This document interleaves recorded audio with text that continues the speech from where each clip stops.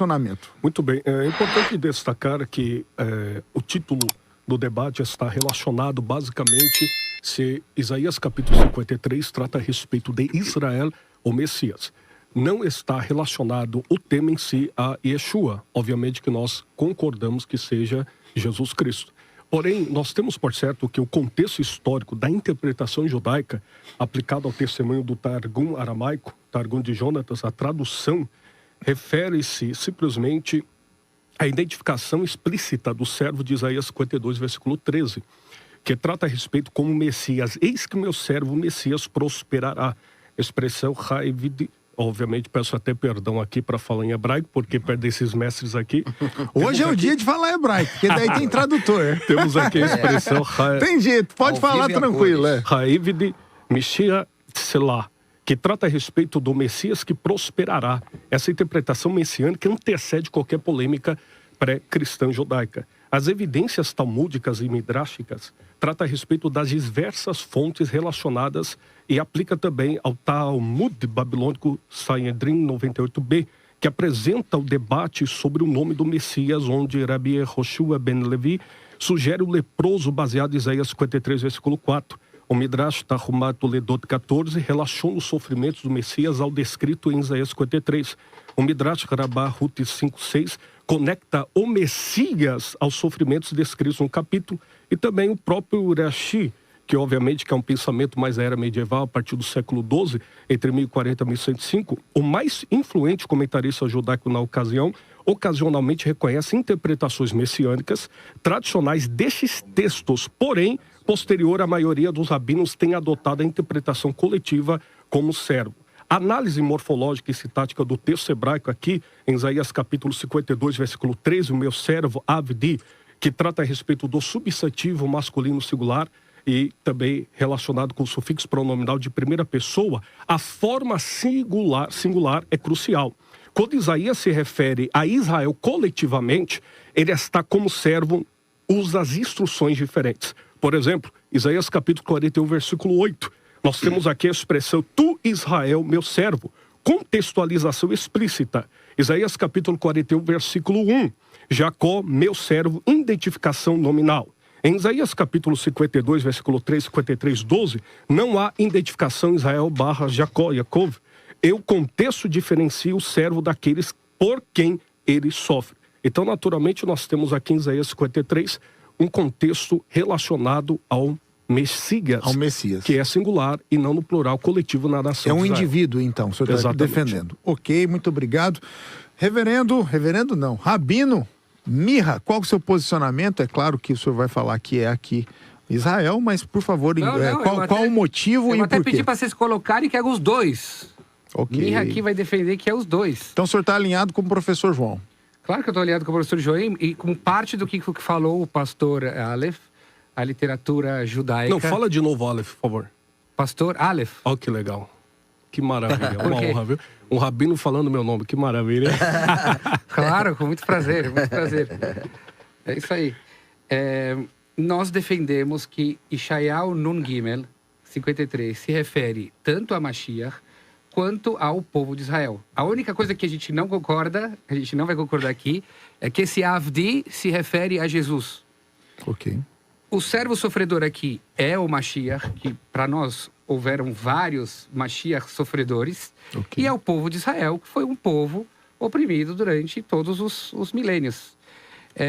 Concordo com boa parte do que o pastor Aleph aqui trouxe de fontes, quando Avdi está no singular, mas eu trago aqui outras fontes que vou te mostrar que aparece sim o Avdi singular, sem o Yaakov, como ele falou que sempre aparece o Avdi e Yaakov junto, e a gente vê na Torá que vai aparecer outras vezes o povo de Israel singular e não necessariamente com Yaakov.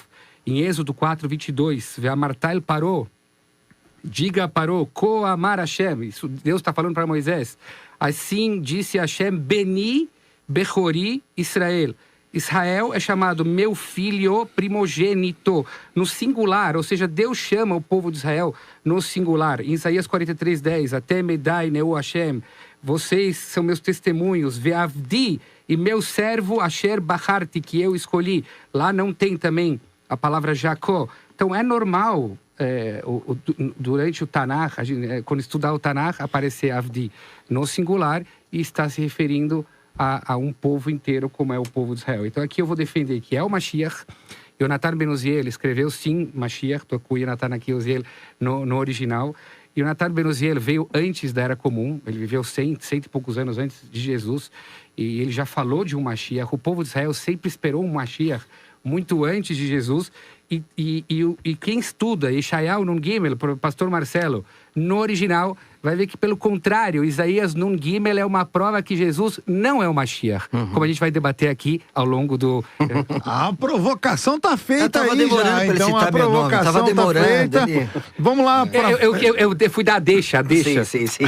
Vamos lá, reverendo Marcelo, 2 minutos para suas considerações iniciais. É o Messias, é o Israel ou é ambos? Muito obrigado, professor Jonas. O Mirra, ele, no primeiro debate que ele fez comigo em outra rádio, ele não defendeu essa dupla tese, que é o povo de Israel e que é o Messias. Ele mudou, você pode ver que ele mudou. Tá lá, já tô vendo que vai ter um corte disso. Então, ele sabe disso, ele é um rapaz muito sincero. Não lembro, mas tudo bem, vamos ver. Veremos. Vamos lá, nós sabemos que Isaías 53, tanto para cristãos como para judeus, é a passagem central sobre quem é o Messias, não é? Então, como muito bem falou o Aleph aqui, partindo da tradição judaica, não é? Por exemplo, o Targum e Yonatan interpreta Isaías 53 com referência ao Messias. O Midrash Tanhumá aplica tanto Isaías 52, 13, que nós sabemos que no texto original não tem a divisão, né, Jonas, entre capítulos e versículos, que fala da exaltação do servo, quanto Isaías 53, 3, ao homem de dores, esse leproso se referindo ao Messias. O Yalhut Shimoni, a 13ª compilação dos antigos escritos midráshicos, aplica Isaías 52, 13 ao Messias, afirmando, olha que coisa, que o Messias seria chamado de grande montanha. Ou seja, o Messias é maior do que Moisés, é maior que Abraão, é maior que todos os patriarcas, não é?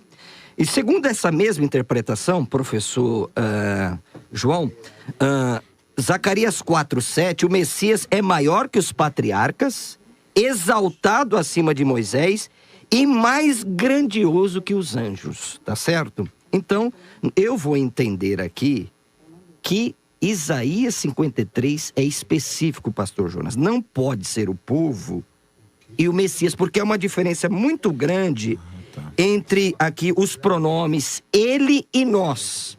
E eu já vou deixar uma pergunta aqui, tanto ao professor João como ao meu amigo Mirra Gamerman. No verso de número 8, Yeshayahu 53, 8, o Passuque 8, diz assim: por juízo opressor ele foi arrebatado, e de sua linhagem quem dela cogitou. Porquanto foi cortado da terra. A palavra hebraica aqui é nigzar.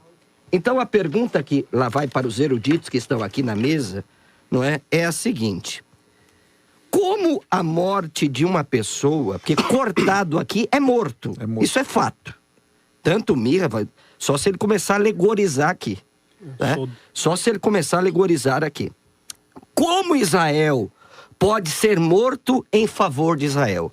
Se o servo de Isaías 53 é Israel, coletivamente, não sei a partir de que perspectiva eles vão abordar, como que pode ele ser morto em favor de Israel? Eu quero já deixar essa... Reverendo Marcelo, todo erro cristão de Isaías 53 começa por não entender quem está falando as frases que o profeta Isaías está propagando aqui nesses versículos. Como você muito bem mencionou, o capítulo, na verdade, ele começa no que hoje a gente conhece como Nun Beit, 52, e Nei Askil Avdi. Se você seguir a ordem dos versículos, tá se falando o que os povos, o que os reis vão falar. Dos versículos de 53, de 1 até 8, 9, quem está falando são os reis. Os reis estão falando, olha, quem é esse? Que ele é Nivzeh Hadalishim, um homem de dores, de doença, que a gente não considerou ele. Não é Israel se autodenominando Israel ou Isaías proclamando o próprio servo. É os reis falando, olha, a gente achou que esse povo não era merecedor, eles eram diferentes, olhavam para eles de uma forma assim. Depois eles se auto-reconheceram, nós erramos com relação a esse povo está com a verdade, nós deveríamos ter ido com ele. Então eles estão apanhando, a visão dos reis esse povo está apanhando pelas nossas iniquidades. Então não é Israel se autoproclamando, é os reis dizendo...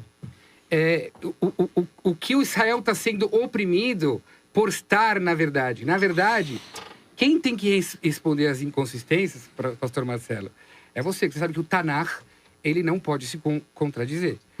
Em Ezequiel, está muito claro que uma pessoa não paga pelo pecado de outra. A gente sabe isso. Está em Ezequiel, está na Torá. Uma pessoa não paga, ish becheto yumato, cada um paga pelo seu erro. O conceito cristão aqui de colocar em Yeshayahu Nun Gimel, que um homem vai pagar pelas iniquidades e ele vai ter o perdão, é totalmente antibíblico, é anti-Torá. Será, Mirra? Vamos, então a gente vai debater isso aqui, porque está em Ezequiel. A Torá não pode entrar em contradição, certo? Então, na verdade, obrigatoriamente, quem está falando isso são os povos. É como eles enxergam esse servo sofredor. Senão está em totalmente consistência. Então, esse servo sofredor aqui, o senhor está dizendo, é Israel. É Israel, ou Mashiach, pode ser também. Mas isso é na visão dos povos, os reis gentios. Está escrito aqui nos versículos no Beit, que eles vão abrir a boca, eles vão falar, olha, esse povo que a gente achou que eles mereciam todo esse castigo, eles mereciam ser diferentes. Não, no final das contas, ele está sofrendo pelas nossas iniquidades e tudo. Nós que estávamos no caminho errado, como está escrito aqui no versículo, eles falam claramente, Nivze velo chashavnu, Kulanu Katson Taino, versículo 6, nós estávamos errados, nós estávamos no caminho errado, e Deus castigou eles pelos nossos pecados, porque a Torá não pode, o Tanakh não pode castigar uma pessoa pela outra, isso não existe. Então como é que essa restauração de Israel por Israel aqui, como que o senhor explica isso? Por favor. Por favor. Queria só complementar o que o Rabino Micha falou sobre a questão dos reis contemplando o servo sofredor naquela situação terrível e acordando para a realidade, porque aquilo que eles nunca ouviram, eles verão. Aquilo que não foi anunciado para eles, mas espera aí, a mensagem de Israel é anunciada no mundo? Não se vê mensagem de Israel. O meu servo não clamará, 42 de Yeshayahu, não ouvirá sua voz na praça. Aí os reis, vendo aquela cena deplorável do servo, penalizado ao longo da história humana, cai a ficha. Irmiyahu, profeta Irmiyahu, 16, 19 a 20, diz bem claro que as nações virão e dirão, nós só herdamos mentiras e vaidades. Só herdamos, não se fazia, por exemplo, deuses com as mãos. Então, os povos acabam caindo em si nessa situação. Uma pergunta.